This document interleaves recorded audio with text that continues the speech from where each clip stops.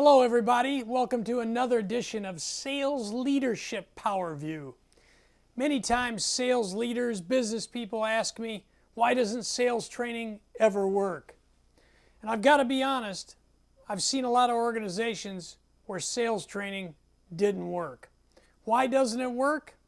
There's a number of factors, but let me highlight what I believe are some of the major problems with getting sales training to have any lasting impact, right?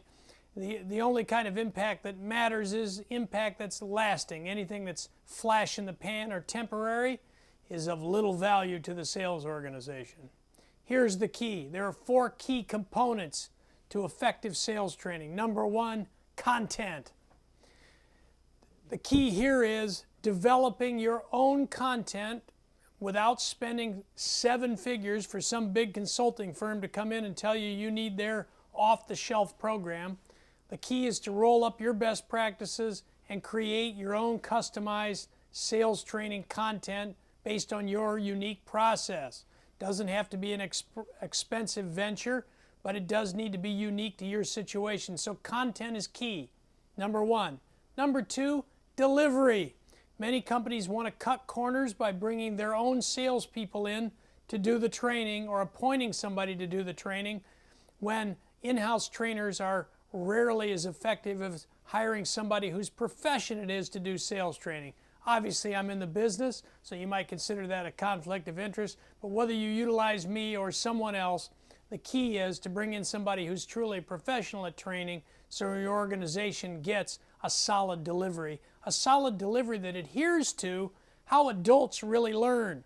This is where sales organizations break down. They think that adults are going to learn the way children learn in school, and it just won't be the case. It's going to take a couple of years for sales training to have impact on your organization, because in the first year, if the delivery is right, the salespeople are going to get curious first, then they're going to develop an awareness that they might be able to get better, and then in the first year, they're only going to begin hearing and be exposed to the concepts and begin to develop the skills. It won't be till the second year, through constant and repetitive training, that those skills can become a habit.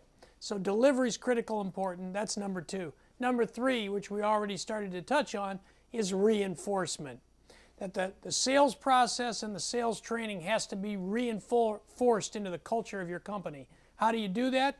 You do that with continuous training. Some of it can be done online. Some of it has to be done in the classroom at your national and regional sales meetings. But the other key to reinforcement is using your first-line sales managers, training them to become experts on the sales training content, training them to become experts on your company's sales process so that they can coach the salespeople in the field to adhere to the process, to execute the best practices, and to follow the training curriculum that's been taught in the classroom. So coaching and teaching your first-line sales managers to become effective coaches is number 3. That's that reinforcement. Number 4 is accountability. You don't want to use revenue as the only metric for evaluating salespeople. Revenue should be the most important metric, but there should at least be a secondary metric where you're evaluating salespeople on how effective they are at learning the new sales process and the sales training and adopting that, and your managers need to hold them accountable for that. So if you have the right content, the right delivery, the right reinforcement, and the right accountability, and you're willing to make a minimum of a 2-year investment in your sales force, you'll find the training will pay off and pay off big. If you want any more information, feel free to log on to georgeludwig.com. And thank you for listening to another edition. God bless you. Great selling. Talk to you soon.